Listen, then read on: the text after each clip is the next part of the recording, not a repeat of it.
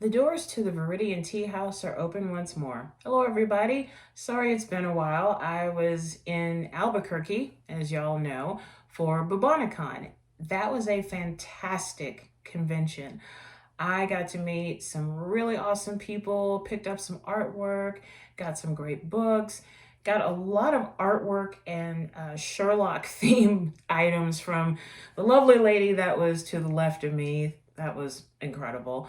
But I had a fantastic time. And if anybody on the staff of Bubonicon is watching this, thank you so much for having Viridian Tea Company as a dealer. It was wonderful. And I really hope that if you guys do another one next year, that I would like to return as a dealer. I really would. So thank you. Thank you so much. So I've got a bit to talk about, and without further ado, before I begin, somebody wants to say hi. Make sure. It's Lemongrass. Hi, Lemongrass. Wants to say hi. Hello. Hi, Lemongrass. There you go. So the first item that I want to talk about actually begins with music. So as many of you know, I am part of the goth subculture, elder goth until I die and then come back and then die and then come back. One of my favorite songs is Dark Romantics by the group The Awakening, and loved the song, loved dancing to it, just adored it. So sometime later, I started to follow the lead singer and the brains, the genius of The Awakening, Ashton Nyte. And since then, I've collected a couple of his CDs and also purchased his book, Waiting for a Voice. And oh my goodness, I devoured it. 1 or 2 sittings, but what an incredible, incredible book. So this is it, Ashton Nyte, Waiting for a Voice. And as the back of it says, it's poems, lyrics, short stories, thoughts, and other oddities. C'est vrai, n'est-ce pas? Which is exactly what you're going to get in this book, along with photographs and other little tidbits. This was published in 2020, actually. And I loved it.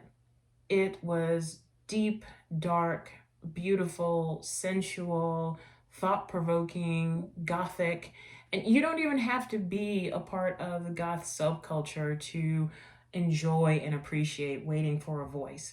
And also, too, there's also an album with the same title, and many of the lyrics are in the book. And I do have to show this off. So this is the newest CD of The Awakening, This Alchemy, which he signed. I'm so happy about that. I was like, oh, he signed it, yay. I reverted to my 13-year-old self when I discovered goth. And actually, no, wait, I take that back. I got into vampires when I was 13 years old and didn't know what goth was until I went to university in Washington, D.C. And that's when I went to my first goth club and got into Vampire the Masquerade, and it's still with me.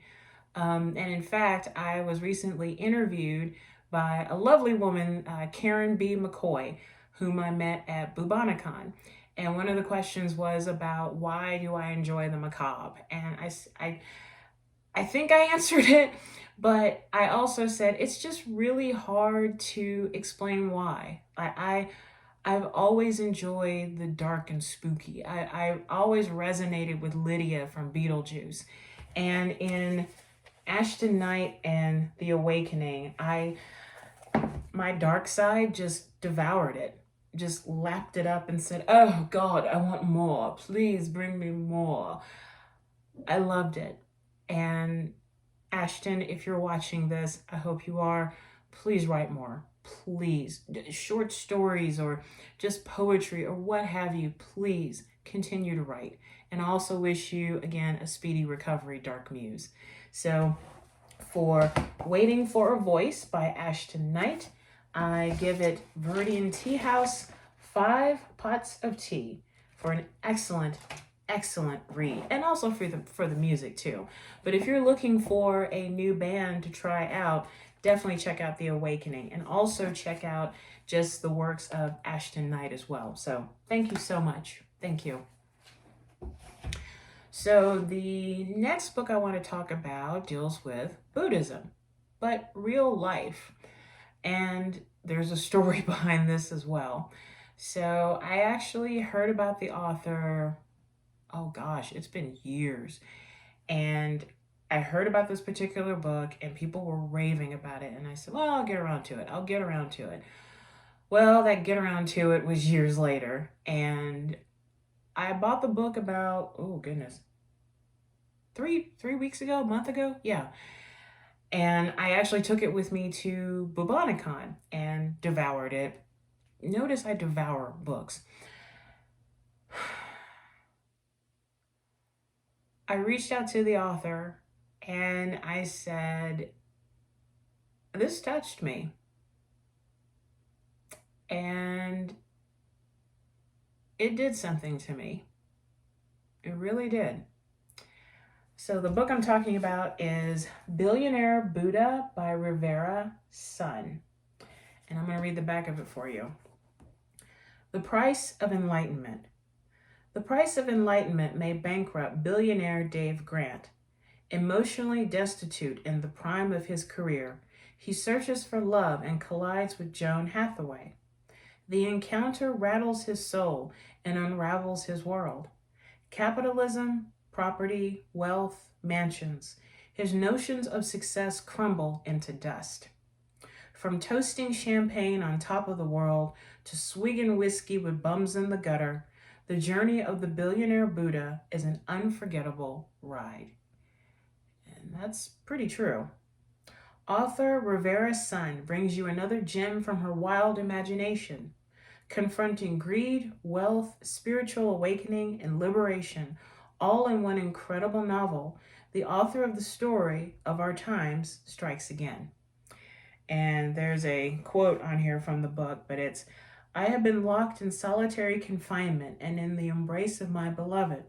I have slept in gutters and mansions and walked in the ranks of the rich and the poor. This is what I've learned. So this is actually based on a true story. And the idea was this man who was grossly overweight, very wealthy, greedy, just all about the money, was miserable and dying. And his doctors said, you're dying. I can't do anything for you because you're dying. You're grossly overweight. You have all these problems. And Dave in the book said, well, maybe, did it ever occur to you that maybe I want to die? And that particular exchange, it hit me in a way. I was like, wow, okay. So I kept reading. And so essentially, Dave Grant is in a restaurant and there's a server that leads him to his table. And she lightly touches him on the back. But that one touch begins to unravel and transform his world. And I'll never forget this. After he goes through this feeling of, I'm alive. I have this life. What am I doing with it? He sits down and he orders a lemon cut into quarters and water. And that's all he has for a long time. And all the weight falls off and he gives up all of his money. And one of the coolest parts is a hidden tea house. And it's funny because when I purchased this book, the author actually wrote in here, enjoy the tea house. And I was like, what is she talking about? And the scene with the initial encounter with the tea house and with Joan, I was like, this is the kind of tea house I would either like to find and frequent or own myself, create one and just have a hidden tea house. So where if you're not looking for it, that's when you find it. But this story was at times painful to read. I'm not gonna lie, it was kind of painful because she points the finger through Dave at the world and says, Look at where you're placing your priorities. Look at what you're focusing on. You're killing yourselves. You're slowly dying and you don't even care. Or do you care, but you don't know what to do about it?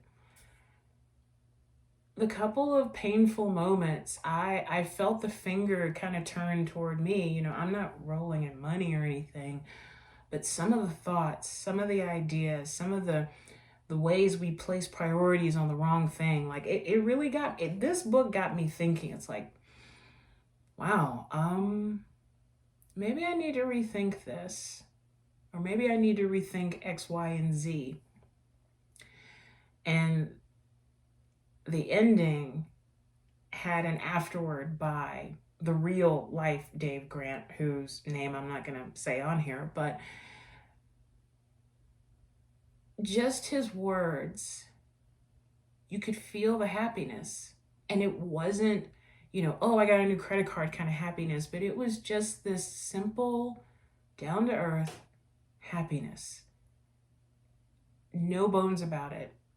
And it moved me so much that while driving down to Albuquerque, I sent Rivera's son an email and I said, by the way, how did you know that I owned a tea company and I was also an author? And she told me. But I thoroughly enjoyed this book. And I asked myself the question, if I were a billionaire and I was like Dave Grant, would I have taken those steps, those same steps that he took to find enlightenment and then later on love? Our lives are different, our situations are different, but yet I still ask myself that question. And I don't know if any of you guys have ever read the book or heard of the book, but if you want a book that makes you sit up and take notice, you cannot go wrong with Billionaire Buddha. And what was so cool too was when I got my package, not only did I get the book, but then I also got another book of hers, which was a fantasy novel. I think it's the first book in a series. I can't remember. Plus stickers, plus a card. And I thought, I just want to share a pot of oolong tea with this woman. I really do. So for Billionaire Buddha by Rivera's son, it gets Viridian Tea Houses, 5 pots of tea.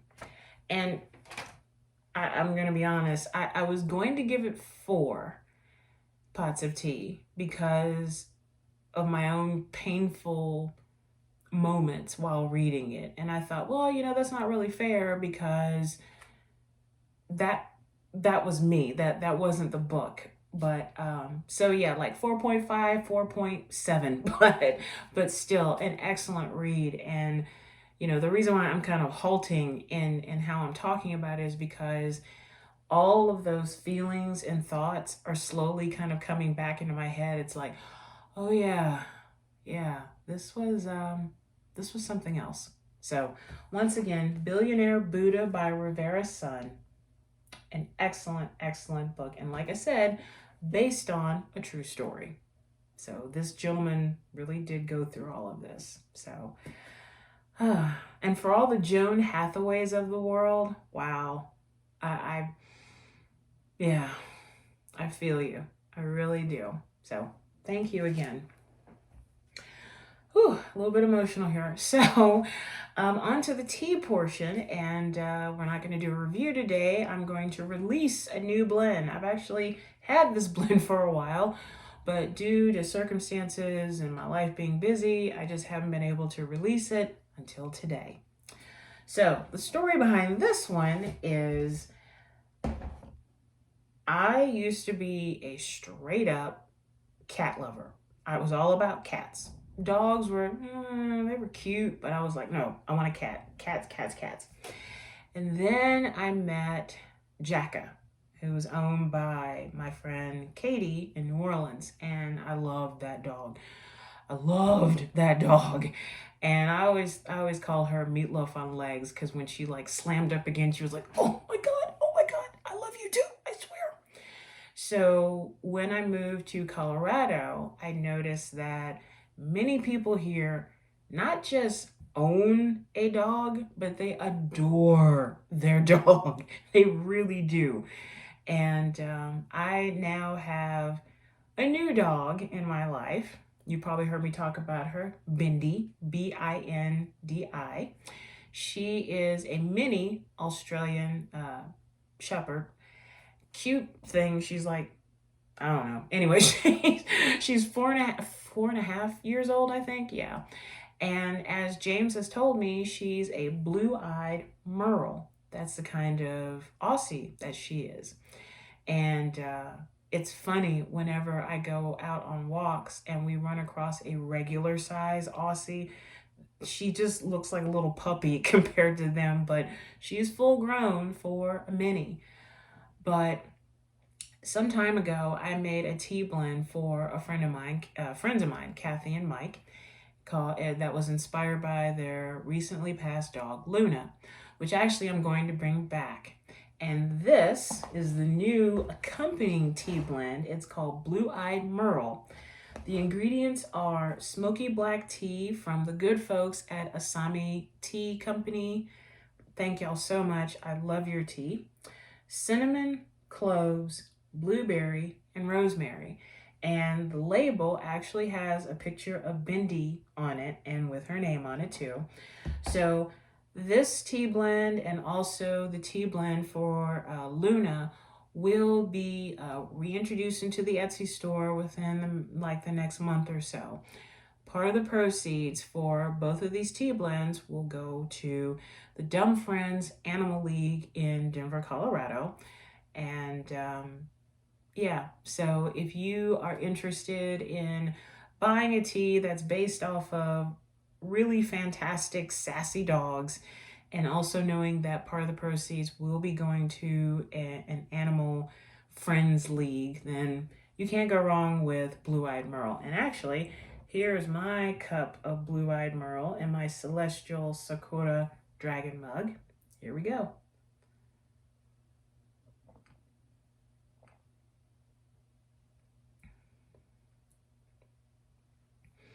So James actually had the first taste of it, and he said that it was slightly bitter, but in a good way.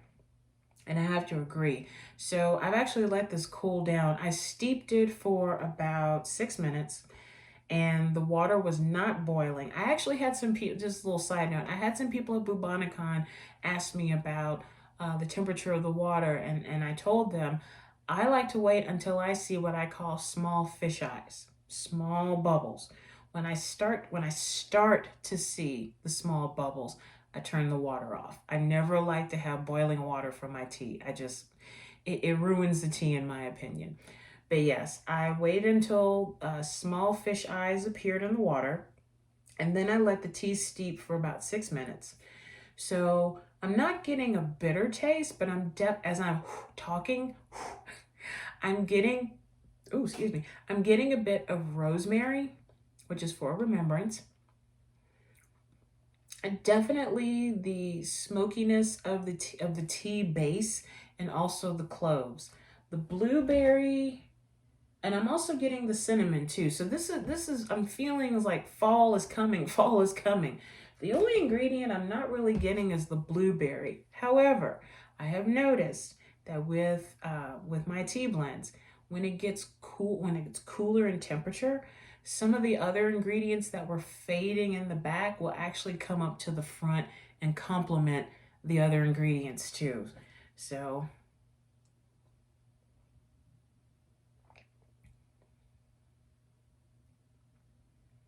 yeah, I'm definitely getting the cinnamon, cloves, smoky, black, and the rosemary. And right there at the very end is the blueberry. Okay, so the reason why I chose these ingredients was because I kept staring at Bindi and looking at her coloring, and I was like, okay, that's this, that's that color, that's that color. So essentially, the cinnamon and the cloves represents the lighter brown part of her fur. The smoky black is the darker part. The blueberry would be for her eyes, and the rosemary because Aussies are super intelligent, and I just wanted to reflect that. So, lovely cup of blue-eyed Merle. Mm. Yeah, as the temperature decreases, the blueberries starting to come up a little bit. But all in all, a fantastic cup of tea. Like I said, this tea will be made available, if not today, then probably on Labor Day. And part of the proceeds will be going to the Dumb Friends Animal League of Denver. So very happy about that. That's really good. I let this sit for quite some time so that the ingredients can kind of get to know each other. But this is the rosemary and the blueberry. That's a nice after effect. It's almost like a natural like a natural breath mint or something like that. You know, it's when you think breath mint, you think like, you know, peppermint or spearmint or maybe cinnamon, but the rosemary and blueberry, that's quite nice on the palate. Quite nice. All right, well, that's it for another video of Viridian Tea House. So I do want to thank again Rivera's son, Ashton Nyte, and The Awakening. Also, our dog, Bindi, who I think is upstairs passed out. And to the lovely folks at Bubonicon. And yeah, so let's wrap it up with a simple breathing meditation and get your tea, of course. You can either sit down or stand up or lie down or whatever is comfortable for you. And if you're new to this, what I like to do is take a deep breath in through the nose and out through the mouth twice. Close your eyes or softly focus on an object in front of you, and then just breathe. And if you find yourself getting stuck on thoughts, that's okay. The purpose of meditation is not to clear your mind, but rather to breathe. In my opinion, to breathe. If you do get stuck on a thought, just say thinking very quietly to yourself in your mind and allow the thought to just go by you as though you were changing a television channel or something like that. So without further ado, let's begin.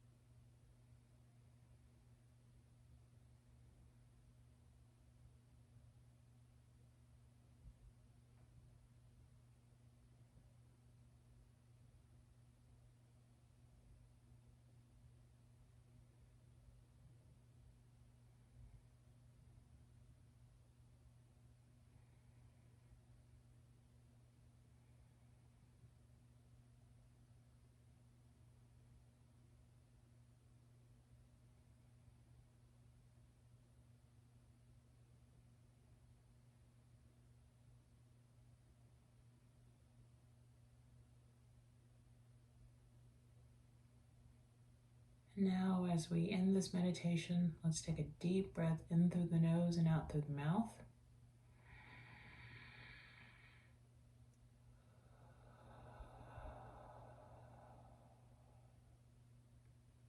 Slowly open your eyes or gain focus, and we're back.